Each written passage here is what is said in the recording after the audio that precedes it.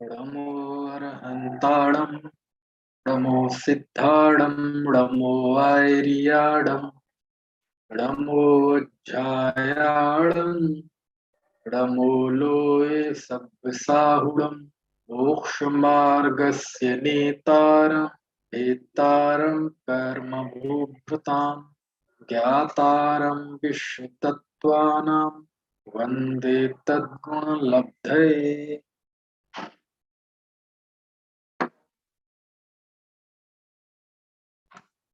तत्वार्थ सूत्र, जिसके अंतर्गत सातवां अध्याय, इस सातवें अध्याय के अंतर्गत कल हमने 12वां सूत्र पढ़ा था। जगत काय स्वभाव हुआ संवेग वैराग्यार्थम, कि संवेग और वैराग्य के लिए संसार और शरीर के स्वभाव का चिंतन करना चाहिए। अब हम आगे के सूत्रों की तरफ बढ़ते हैं। ये 5 व्रतों की भावनाएं आई थी और उसके बाद और क्या भावना भाए उसकी बात आई। अब व्रतों में दो भेद किए थे, अणुव्रत और महाव्रत। तो जिन हिंसादि के थोड़े से त्याग का नाम अणुव्रत है और सकल त्याग का नाम महाव्रत है। तो आचार्य ने उन हिंसादि 5 पापों का स्वरूप भी बताया। हिंसादि 5 पापों को अनर्थकारी और अनिंद्य ऐसा विचार करने का भी ऊपर के सूत्रों में जब हमने पढ़ा था उसमें उपदेश दिया था। 9वें सूत्र में हिंसादि स्वाहा मुत्रापाय वद्य दर्शनम। तो प्रश्न होता है, ये हिंसा आदि 5 क्या है? तो इनका स्वरूप अब आचार्य बताते हैं। क्योंकि बिन जानत दोष गुणन को कैसे तजिए गहिए, बिना दोष और गुणों को जाने ना तो दोषों को छोड़ा जा सकता है और ना गुणों को ग्रहण किया जा सकता है। इसलिए दोषों का, बुरे बुरी चीजों का भी स्वरूप जानना जरूरी होता है। बुरी चीजों का स्वरूप क्यों जानना? ताकि हम ये ना करें। बुरे को क्यों सुनना? कि ऐसा हमें नहीं बोलना, है ना। अपन कहते हैं ना, बुरा मत देखो, बुरा मत सुनो, बुरा मत बोलो। तो चलो वो ठीक है, भावना अच्छी है, लेकिन बुरा देख के ही पता चलता है कि अच्छा क्या होता है, बुरा सुन के ही पता चलता है कि अच्छा क्या होता है ना। तो अब यहाँ आगे 5 पापों का स्वरूप बताते हैं। तो सबसे पहले 13वें सूत्र में आचार्य ने हिंसा का लक्षण दिया। तो चलो 13वां सूत्र पढ़ते हैं हम। प्रमत्त योगा प्रमत्त योगात प्राण व्यपरूपणम हिंसा। प्रमत्त योग प्रमत्त योगात प्राण व्यपरूपणम हिंसा, ऐसा यह सूत्र है। हिंसा का लक्षण इसमें दिया। तो सूत्र में अंतिम शब्द तो है ही हिंसा, उसके पहले लिखा प्रमत्त योगात, प्रमाद के योग से। प्रमत्त का अर्थ क्या होता है? प्रमाद। तो प्रमत्त योगात, प्रमाद के योग से, ठीक है। प्राण व्यपरूपणम, प्राण व्यपरूपणम मतलब प्राणों को हरण करना, नष्ट करना, यानी वध करना, किसी का मारना। ठीक है, क्योंकि किसी जीव को मारना मतलब आपने उसके 10 प्राण खत्म कर दिए, जिस उसके जितने प्राण हैं। तो प्रमत्त के योग से प्राणियों को मारना, किसी जीव के प्राणों का वध करना, वह हिंसा है। ये सूत्र है। अब इसमें जो सबसे प्रमुख शब्द है इसमें, वो है प्रमत्त योग। प्रमत्त योग यानी प्रमाद के योग से। यहाँ योग मतलब युक्त। तो प्रमाद से के योग से प्रमत्त का अर्थ यानी क्या होता है? प्रमत्त सहित मतलब कषाय भाव सहित, असावधानी भाव सहित, अथवा 15 प्रकार के प्रमाद, 4 विकथाएं, 4 कषाएं, 5 इंद्रिया, निद्रा और स्नेह। तो इन सहित जो है प्राणों का व्यपरोपण, यानी ऐसी भी स्थिति हो सकती है कि प्रमत्त का योग हो और प्राणों की हिंसा, मतलब किसी जीव का मरण ना हो। ऐसी भी स्थिति हो सकती है कि जीवों का मरण हो लेकिन प्रमत्त का योग ना हो, है ना। कई स्थितियां बन सकती हैं।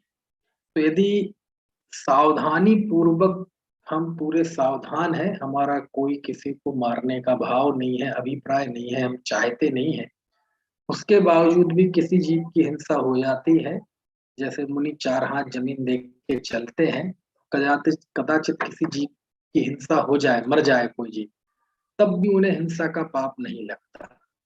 क्यों नहीं लगता?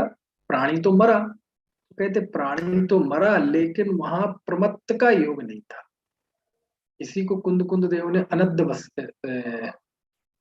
अध्यवसाय कहा है ना।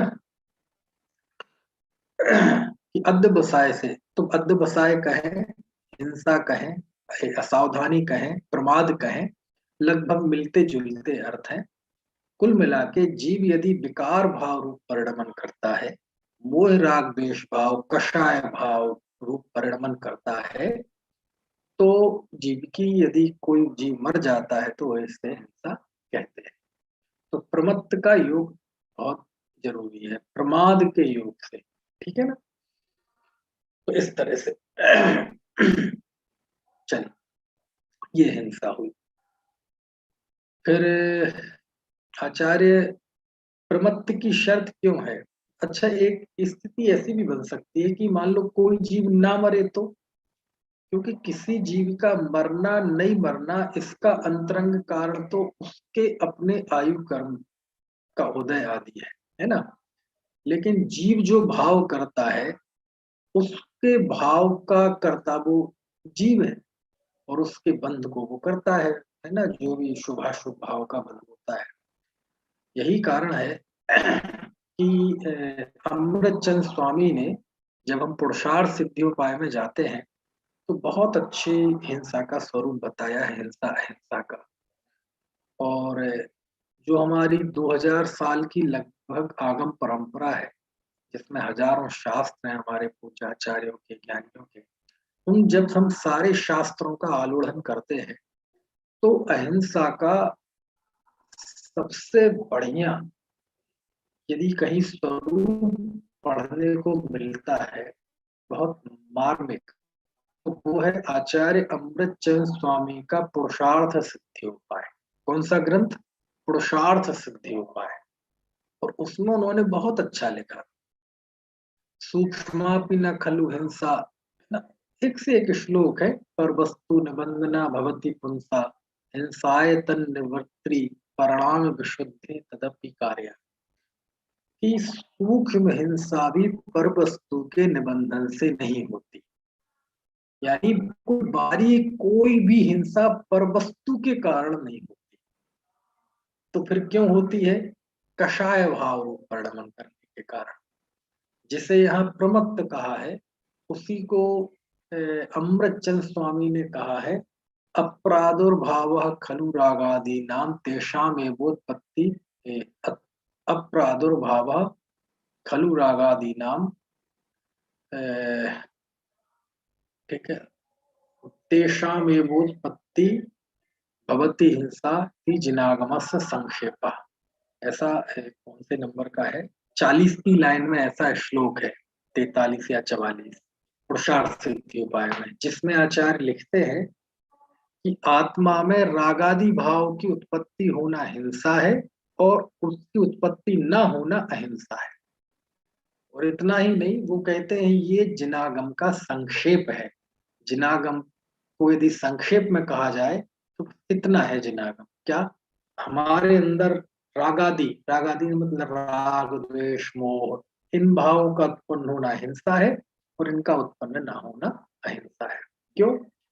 क्योंकि यदि ये भाव होते हैं तो किसी जीव की हिंसा ना हो तो तो कहीं नहीं, जब भी राग आदि भाव होंगे तो जीव की हिंसा तो होती ही होती है, नियम से होती है। ये और बात है कि परजीव की हिंसा का नियम नहीं है, लेकिन है ना अपनी हिंसा का तो नियम है ही। जीव के अपने भाव प्राणों का घात होता है ना, वो राग द्वेष रूप परिणमन होता है, तो उससे चैतन्य प्राणों का घात होता है। घात होता है यानी उससे विमुख हुआ ना वह जीव, विकार रूप परिणमन हुआ और उससे कनोबंध हुआ। तो ये जो घात हुआ स्वयं का, तो हिंसा में जरूरी नहीं है किसी दूसरे के जीव का घात, तो स्वयं के का भी घात होता है ना, तो वो सब हिंसा है। तो हिंसा और अहिंसा ये दोनों जीव के अपने परिणाम है, और दोनों में किसी जीव के मरने व नहीं मरने की कोई शर्त नहीं है ना।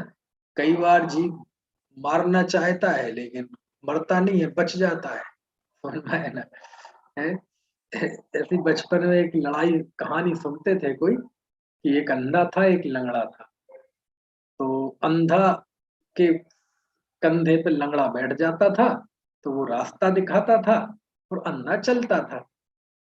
हालांकि हमारे यहाँ ये उदाहरण आया है ज्ञान और चारित्र के लिए, है ना, कि ज्ञान जानता है लेकिन आचरण नहीं करता, चारित्र आचरण करता है लेकिन जानता नहीं है। तो ज्ञान और आचरण दोनों मिलकर है ना मुक्ति का मार्ग, ज्ञान और क्रिया। तो ऐसा कुछ कहानी सुनते थे बचपन में कि एक बार दोनों में लड़ाई हो गई। किसमें? अंधे में और लंगड़े में। बोले मैं पागल हूं जो तेरा भजन ढोता हूँ, कंधे पे लेके घूमता हूँ। बोले मैं पागल हूँ जो तेरे कंधे पे तुझे रास्ता दिखाता हूँ। खूब झगड़ा हो गया दोनों में। और झगड़ा ऐसा हुआ कि वो लंगड़े ने बगल में मिर्च रखी थी और ऐसी हाथ में ली मिर्च और उसके मुंह पे मार दी, तो उसकी आंखों में मिर्च चली गई। तो आंखों में मिर्च चली गई तो उसे पता नहीं क्या हुआ, ऐसा जलन हुआ कि उसकी आंखें ठीक हो गई। उसने कहा तूने मेरी आंखों में मिर्ची डाली। उसने लकड़ी ली और उसकी दिया, और वो लकड़ी डंडा जाके लगा उसके पैर में, तो पता नहीं क्या हो गया, उसका पैर ठीक हो गया। ऐसी कहानी है। ऐसा हुआ होगा कि नहीं, नहीं ही हुआ होगा, कहानी तो काल्पनिक होती है, लेकिन कभी कभार वो काल्पनिक कहानियां हमारे काम में आ जाती है। तो वो क्या था, तो वो तो बुरा करने के लिए किया था, लेकिन ऐसी स्थिति बन जाती है, हो जाता है, हम चाहते हैं बुरा करना और अच्छा हो जाता है। तो वो कोई समझ लो बहुत बड़ा महत्व की बात नहीं है कि क्या हुआ, आपके अंदर क्या भाव था वो महत्वपूर्ण है। अच्छा एक प्रश्न आपसे पूछता हूं मैं आप सबसे, जैसे मैंने आपको एक जोर से पत्थर मारा, ठीक है, और वो आपके सिर पे लगा और आपके सिर से खून की धारा बह निकली और उससे मुझे पाप लगा। कितना पाप लगा? उससे मुझे 5 किलो पाप लगा। कितना पाप लगा? 5 किलो।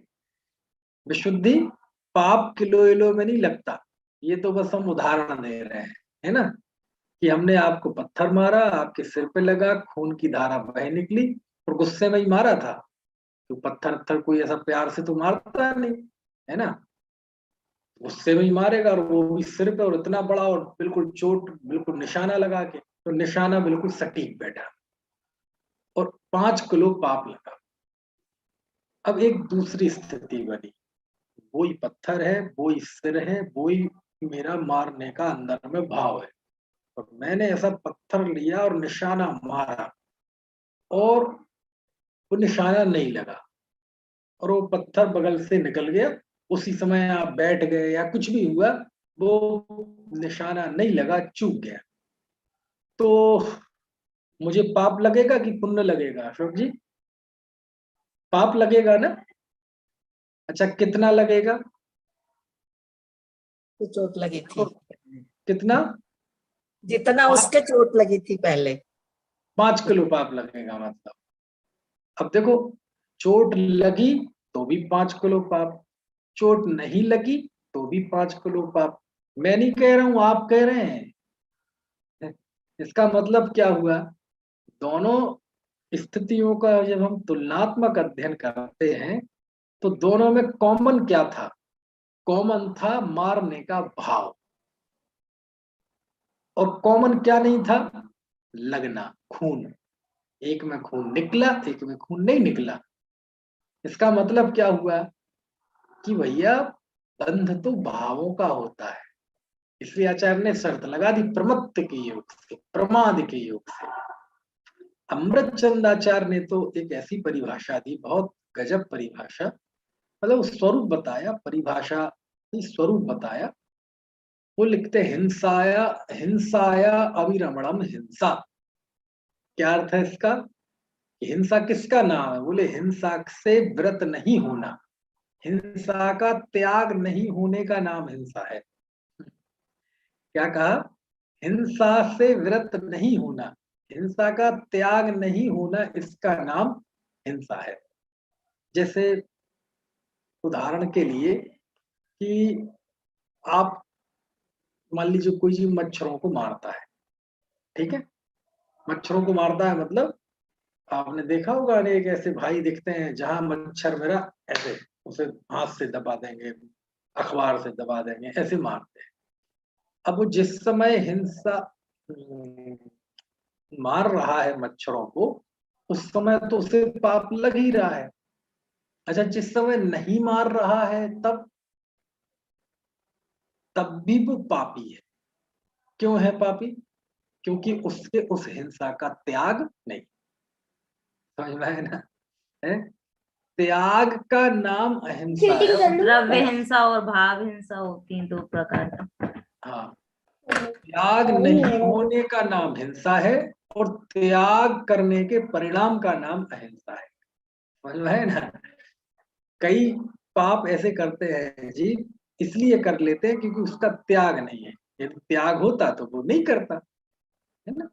जैसे दृष्टांत पहले भी दिया था कि किसी ने, कोई रात्रि भोजन तो करता नहीं और उसे 20 30 40 साल हो गए रात्रि भोजन किया नहीं, लेकिन त्याग नहीं है। उससे कहा त्याग दो। जब करते ही नहीं, इतने आदि से जिंदगी निकल गई, रात्रि भोजन किया नहीं, तो त्याग दो ना। वो त्यागता नहीं है। बोले पता नहीं कब कोई मौका बन जाए। और 40 50 साल बाद एक दिन मौका आया और उसने रात्रि में भोजन कर लिया, मजबूरी बस नहीं। तो उसने रात्रि भोजन का पाप क्यों बांधा? क्योंकि उसके त्याग नहीं था। यदि त्याग होता तो नहीं खाता। यही कारण लिखा आचार्य ने कि हिंसा के त्याग नहीं होने का नाम हिंसा है। यानी कोई हिंसा की क्रिया तो कभी कभार होती है। जैसे कोई व्यक्ति है, वो मांसाहार करता है, तो मांसाहार करता है तो क्यों करता है? क्योंकि उसके त्याग नहीं है मांसाहार का। कोई व्यक्ति शिकार क्यों खेलता है?